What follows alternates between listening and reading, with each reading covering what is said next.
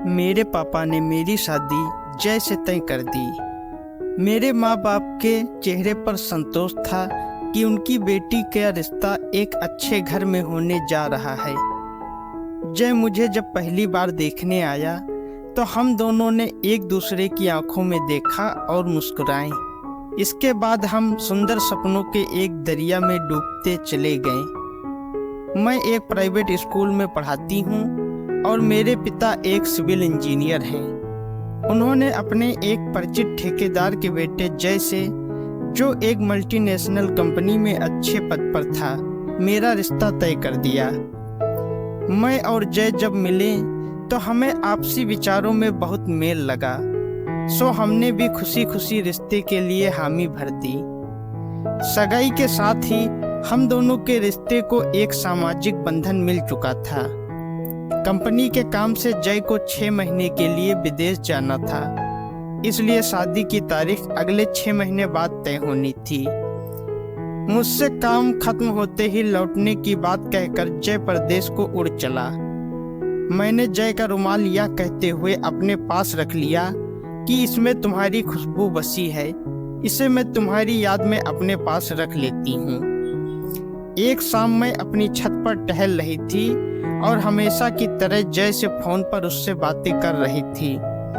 जब बातों का सिलसिला ज्यादा हो गया तो मैंने जय को अगले दिन बात करने के लिए कहा। इसके थोड़ी देर बाद मैंने कॉल काट दी। इसके बाद जब मैं नीचे जाने के लिए पलटी तो अचानक मेरी आंखें अपने पड़ोसी लड़के आकाश से मिल गईं, जो अपनी छत पर खड़ा हम दोनों को बातें करता हुआ न जाने कब से देख रहा था। मैं आकाश को अचानक देखकर थोड़ा सकुचा गई और बोली, अरे आकाश, आप कब आए? मैंने तो ध्यान ही नहीं दिया। जब से तुम यहाँ आई हो मैं भी तब से छत पर ही हूँ, आकाश ने अपनी परतदार हंसी के साथ कहा। मैंने आंखें नीचे कर ली, सीढ़ियों की ओर चल पड़ी। मैं आकाश की नज़र को अक्सर भांपती थी कि उसमें मेरे लिए कुछ और ही भाव आते हैं। एक और शाम जब मैं अकेली ही छत पर टहल रही थी कि तभी आकाश भी अपनी छत पर आया। आकाश, कैसे हैं आप? कम दिखते हैं। आकाश मेरे मुंह से ऐसी बातें सुनकर थोड़ा चौंका, लेकिन फिर उसके मन में भी लड्डू फूटने लगे। आकाश तो खुद मुझसे बात करने को बेचैन रहता था, सो वह छत की बाउंड्री के पास मेरे करीब आ गया और बोला, मैं तो रोज इस समय यहाँ आता हूँ, तुम ही बिजी रहती हो। वो तो है, मैं मस्ती भरी आवाज में बोली। क्या करूँ आकाश, अब जब से पढ़ाने जाने लगी हूँ समय और भी कम मिलता है। इसके बाद हम दोनों के बीच इधर उधर की बातें होने लगीं। मैंने महसूस किया कि आकाश की मुझ पर गलत नज़र है। फिर मैंने सोचा हो सकता है ये मेरा भ्रम हो। कुछ दिनों बाद एक रोज मैं घर पर अकेली थी।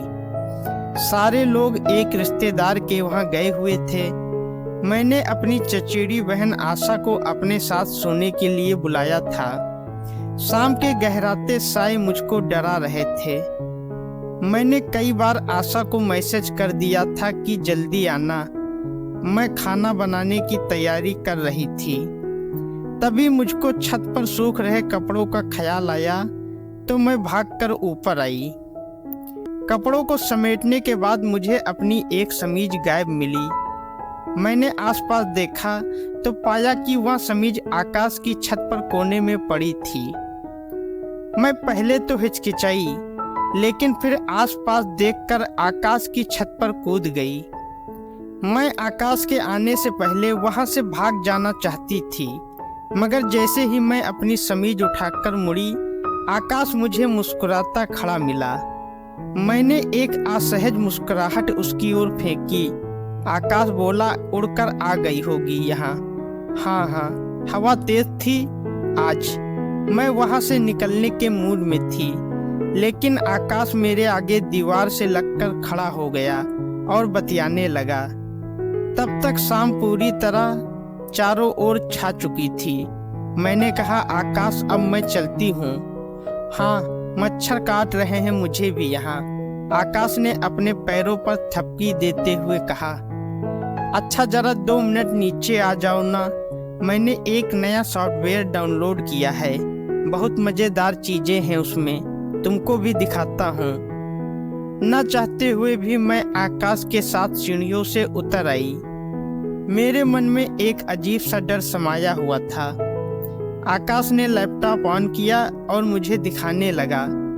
मेरा ध्यान जल्दी से वहां से निकलने पर था। तभी मैंने गौर किया कि आकाश के घर में बहुत शांति है। सब लोग कहाँ गए हैं? मैंने आकाश से पूछा। आकाश ने जवाब दिया, यहाँ भी सारे लोग बाहर गए हुए हैं, कल तक आएंगे। मेरा दिल धक से रह गया। मैंने कहा, आकाश अब मैं निकलती हूँ, मुझे खाना भी बनाना है। मेरा इतना कहना था कि आकाश ने मेरा हाथ पकड़ लिया। यह क्या कर रहे हो आकाश? मैंने आकाश से पूछा। मुझे आकाश से किसी ऐसी हरकत का डर तो पहले से था, लेकिन आज उसे करते देखकर मैं अपनी आंखों पर भरोसा नहीं कर पा रही थी। आकाश ने मेरी कमर में हाथ डालकर मुझे अपनी ओर खींचा और मेरे हाथों में थमी समीज मुझसे लेकर टेबल पर रखते हुए बोला, जय की तस्वीरों में रोज नई नई लड़की होती, तुम तो उसको एकदम पैकेट वाला खाना खिलाने की चक्कर में क्यों हो? तुम भी थोड़ी जूठी हो जाओ, किसी को पता नहीं चलेगा। मेरा दिल जोर से धड़कने लगा।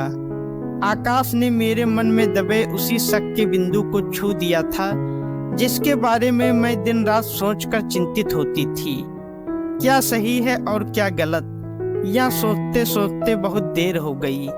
तूफान कमरे में आ चुका था। मैं आकाश को रोक नहीं पाई और मैंने खुद को उसे सौंप दिया। अब आकाश जब भी मुझे बुलाता, मैं भी खुशी खुशी अपनी छत फांदकर उसके पास चली जाती। फिर एक दिन मेरी जिंदगी में तूफान आ गया।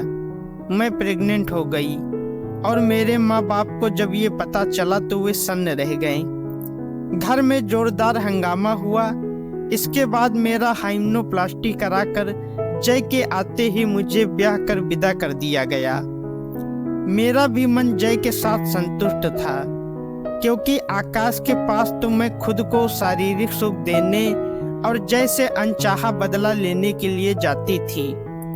धीरे धीरे 3 साल बीत गए, लेकिन मेरे और जय के घर नया सदस्य नहीं आया।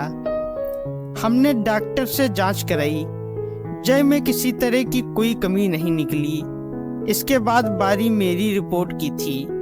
डॉक्टर ने हम दोनों को अपने केबिन में बुलाया और उलाहना सा देते हुए कहा, मेरे समझ में नहीं आता मिस्टर जय कि जब आप लोगों को बच्चा चाहिए था तो आखिर आपने अपना पहला बच्चा गिराया क्यों?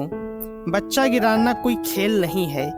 अगर ऐसा कराने वाला डॉक्टर अनुभवी नहीं हो तो आगे चलकर पेट से होने में दिक्कत आती ही है।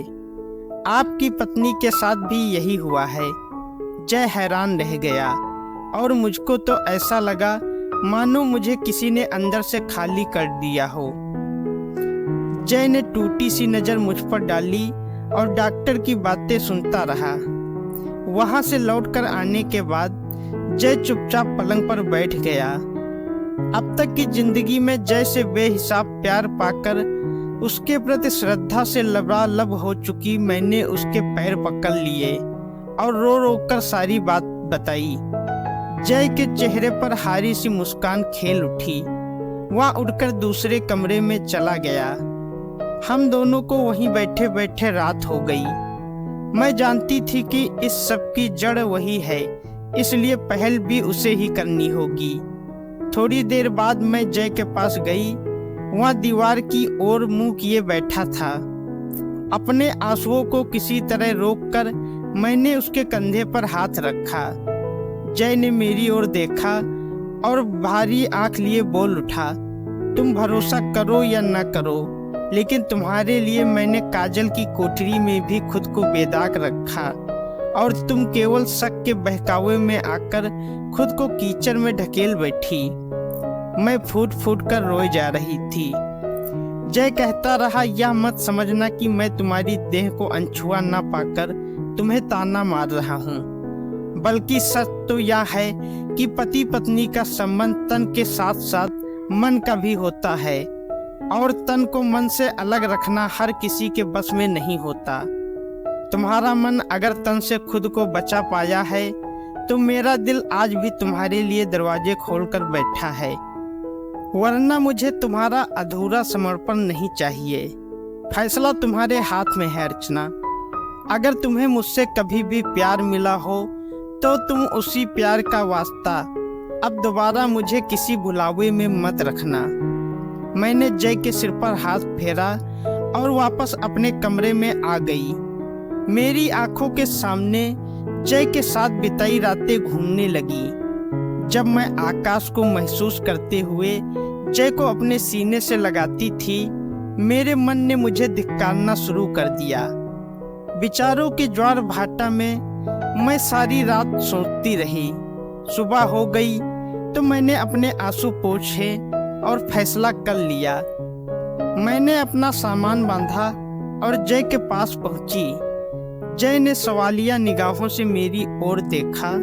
मैंने जय का माथा चूमा और जय की जेब से उसका वही रुमाल निकाल लिया जो मैंने शादी से पहले उसके परदेश जाते समय निशानी के रूप में अपने पास रखी थी।